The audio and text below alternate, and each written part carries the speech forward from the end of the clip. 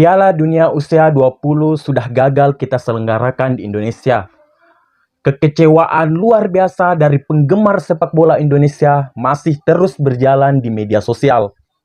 Cacian, makian, meski di bulan puasa terus berdatangan seperti harus ada yang dilampiaskan, harus ada yang disalahkan, harus ada yang jadi kambing hitam, biar suasana hati menjadi lega. Ada juga yang mengambil kesempatan berusaha jadi pahlawan, menarik keuntungan simpati dari rasa marah banyaknya orang. Begitu banyak teori mengapa FIFA membatalkan ajang Piala Dunia usia 20 di Indonesia. Dan ketika surat pembatalan FIFA keluar secara resmi, berbagai penafsiran itu juga muncul lagi. Kita sibuk menyalahkan situasi, menyalahkan orang lain. Tapi coba kita berpikir, pernahkah kita berpikir bahwa yang salah adalah kita sendiri? Bahwa kita sebenarnya tidak siap menyelenggarakan event internasional sepak bola di sini. Pandangan yang menarik yang saya dapat dari seorang pengamat sepak bola, Ignatius Indro namanya, yang juga Ketua Umum PSTI atau Paguyuban Supporter Timnas Indonesia. Menurut Indro, dalam surat FIFA yang resmi yang keluar itu sama sekali tidak menyebutkan bahwa penolakan Timnas Israel oleh beberapa tokoh politik itu sebagai penyebab pembatalan acara Piala Dunia usia 20 di Indonesia. Bahkan ia menyebutkan bahwa FIFA sebenarnya sejak awal melihat kalau Indonesia tidak siap untuk menggelar Piala Dunia.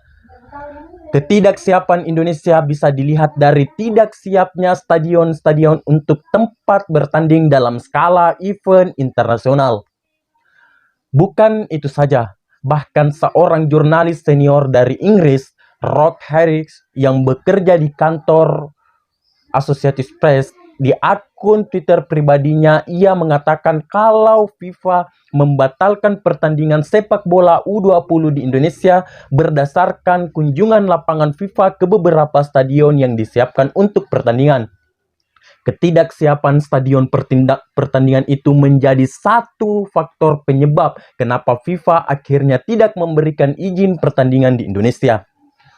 FIFA sendiri pernah melakukan inspeksi ke 6 stadion yang rencananya akan dijadikan tempat pertandingan, mulai dari Gelora Bung Karno sampai Stadion Manahan Solo. Bahkan untuk Gelora Bung Karno, FIFA memberikan catatan perlu disesuaikan dan perlu tambahan fasilitas pendukung. Jadi bukan hanya faktor keamanan saja yang menjadi perhatian FIFA, tapi juga faktor kesiapan kita di dalam menyelenggarakan event internasional. Dan kalau kita bicarakan tentang kesiapan, itu berarti peran PSSI sangat besar di dalam pembatalan hal tersebut. Dalam artian, PSSI sendiri tidak siap diberikan tanggung jawab besar dalam penyelenggaraan event dunia. Laporan dari beberapa pengamat di Indonesia, bahkan juga jurnalis senior dari Inggris itu kemudian membuahkan kritik kepada Erick Thohir, Ketua Umum PSSI. Pertanyaannya adalah, kenapa Erick Thohir tidak mau jujur kepada publik bahwa salah satu penyebab FIFA membatalkan pertandingan di Indonesia adalah karena kita sendiri tidak siap untuk menjadi penyelenggara. Dalam konferensi persnya, Erick Thohir dengan penuh percaya diri mengatakan bahwa FIFA sudah menyatakan bahwa stadion kita siap menjadi penyelenggara. Dan Erick juga mengatakan kalau pembatalan FIFA itu karena ada intervensi pemerintah, juga pemerintah daerah yang menolak Timnas Israel. Erick bahkan menambahkan bumbu di dalam pernyataannya kalau PSSI akan terus melobi FIFA supaya Indonesia tidak diberikan sanksi karena penolakan Timnas Israel itu. Padahal surat resminya FIFA sama sekali tidak berbicara hal demikian. FIFA hanya mengatakan bahwa alasan pembatalan itu karena situasi yang terjadi sekarang ini. Dan sampai sekarang alasan utama pembatalan FIFA secara resmi lewat surat itu belum dibuka ke publik.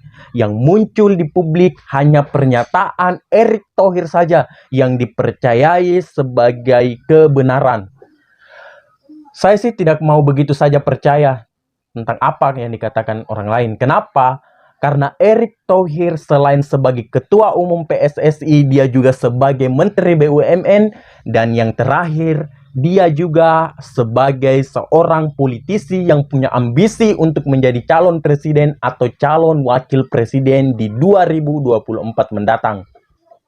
Namun, sebagai orang yang sering bicara politik, saya sering banget menganalisa langkah-langkah para politisi terutama dalam pencapresan sebentar lagi.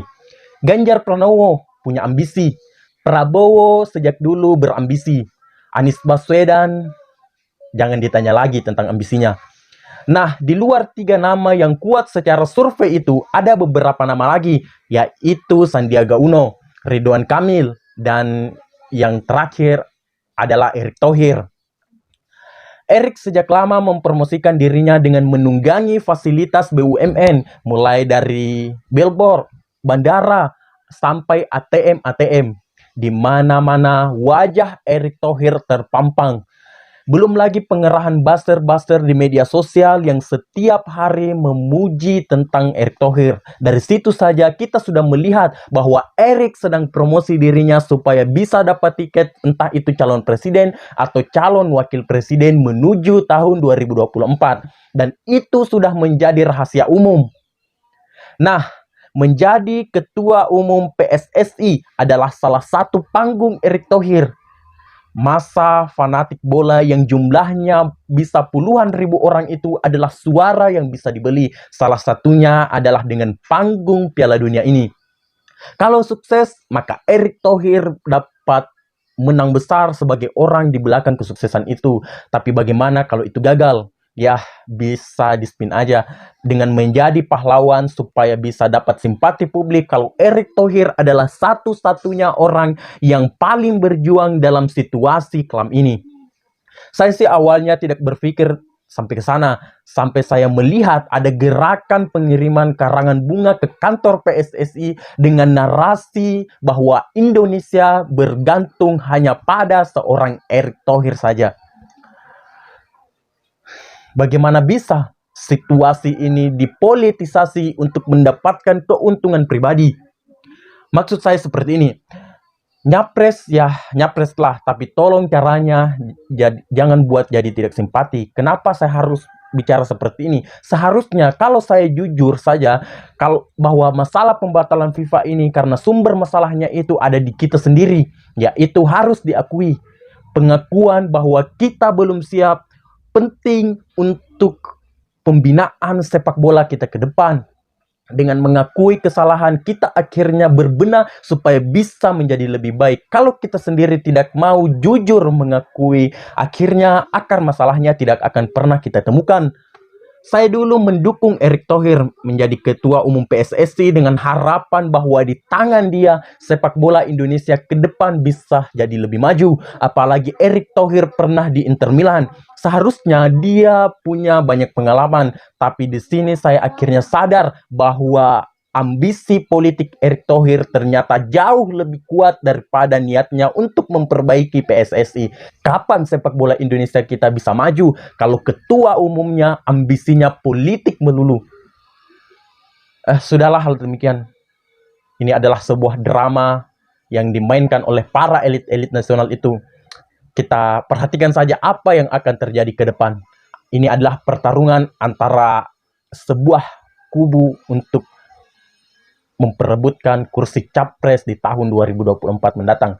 Dengan panggung Piala Dunia U20 ini, mereka membranding dirinya untuk memperkenalkan namanya di masyarakat dan membuat kesan yang begitu menarik. Wallahul muwaffiq ila aqwamit thariq. Wassalamualaikum warahmatullahi wabarakatuh.